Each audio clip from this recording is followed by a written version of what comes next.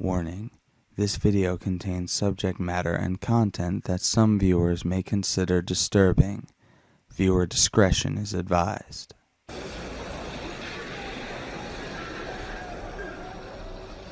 There once was a man named Daniel Melsner, but all his friends and co-workers just called him Dan for short.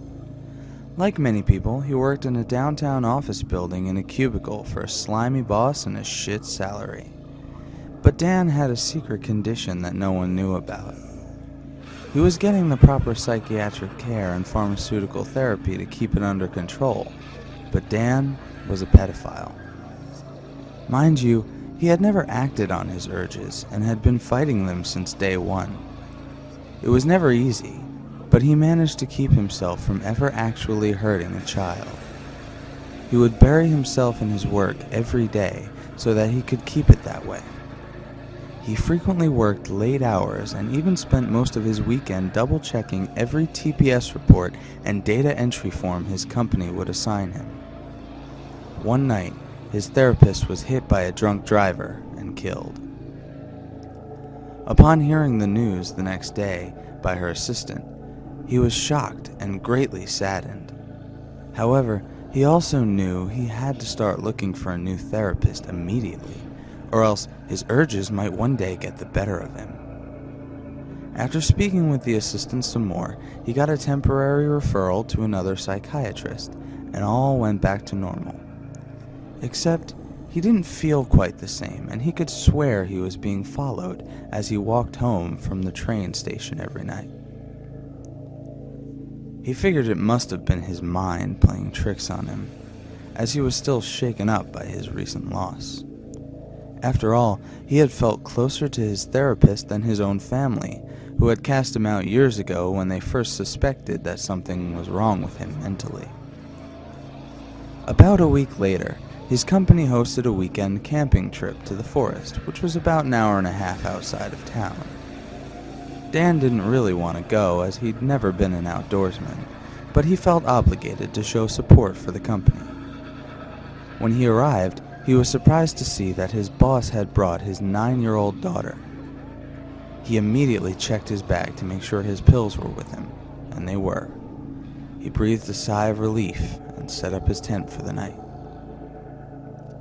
He tossed and turned in an uneasy attempt at sleep. He still felt as though he was being stalked, but it was only a feeling, and he hadn't seen anybody following him.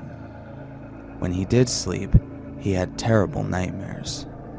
He would see the campsite through blurred, hazy eyes.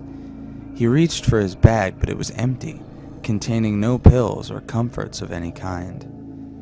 He saw himself roaming the campsite, around all of the tents of sleeping employees, but he felt like his body was being controlled by some outside force that he could not stop.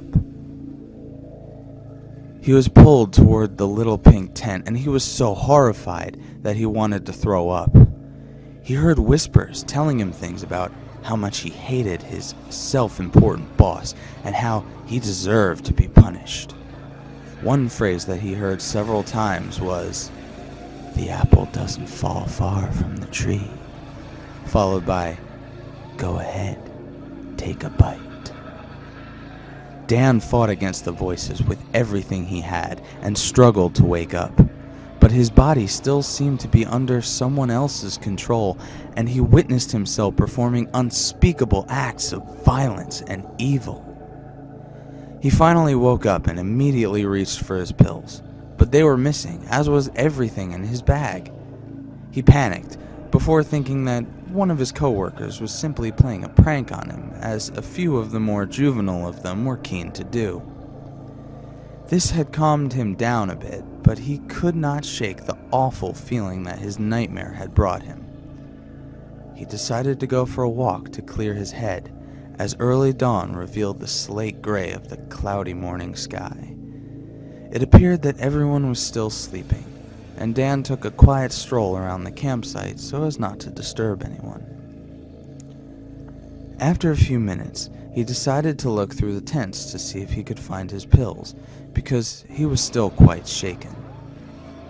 He checked the usual suspects first and found nothing, until he decided to check his boss's tent. Dan figured that since his boss was a general asshole, he might have stolen his things. Upon entering the tent, Dan saw little specks of red splattered all over the inside of the tent. His boss's head had been bashed with a rock, which happened to be something he felt compelled to do in his nightmare. "How is this possible?" he thought. "Was I possessed? Did I only think I was dreaming?" Many thoughts screamed inside his head as he clambered outside to yell for help. He tried waking up his coworkers, but they were all dead too, with snapped necks.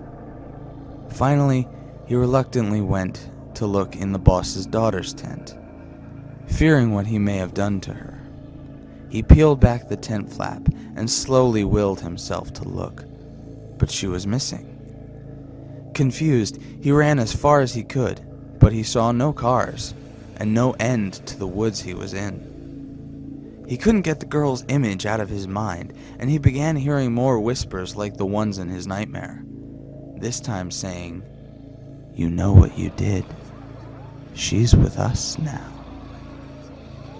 He found his way back to the campsite and checked inside his bag again, which now had 3 items in it: a notepad, a pen, and a rope. He felt as if he had willed them into existence with the agonizing guilt he was feeling over what he knew he must have done. He began writing in the notepad, "God, help me! I did it. I must have done it. There is no one left. I tried to escape this hell that I'm trapped in, but I can't run from this. Maybe I am being stalked after all, by my own personal demons. Or maybe it was just my primal urges fighting to be unleashed and finally succeeding.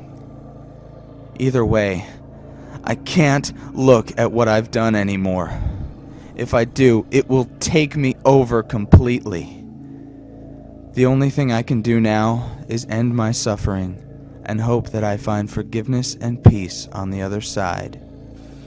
If anyone finds this, please tell my estranged family that I always loved them." He then threw the rope over a nearby tree branch and tied it into a noose. After a moment of hesitation, he stood up on one of the camping ground's picnic tables and placed it around his neck. He kicked the table away and the rope snapped tightly around his neck. As he slipped away, he heard one last whisper. "You are special. You have been chosen." Dan suddenly became aware again, and he found himself in a dark place that felt empty and cold.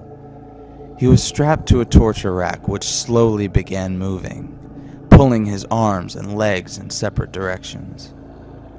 Before long, he felt as though he was being smothered, though he could not feel any material against his face. It was like being suffocated by a ghost. But the inability to breathe was only causing him more pain rather than killing him. It seemed to go on for hours, even days, before he finally blacked out. When he awoke again, Dan found himself back in the forest where the campsite had been. He felt very strange, and while he was aware of his surroundings, he was unable to differentiate parts of his body. For example, he couldn't tell where his nose ended and the rest of his face began. He walked around for what seemed like an eternity, looking for any signs of life, or, ideally, a way out of the forest. The only thing he found was a camcorder. He checked to see if it was still working and turned it on. He positioned the preview screen to face the same direction as the lens so he could use it like a mirror. When he turned it towards himself, he saw only a pale, featureless face covered in a screen full of static.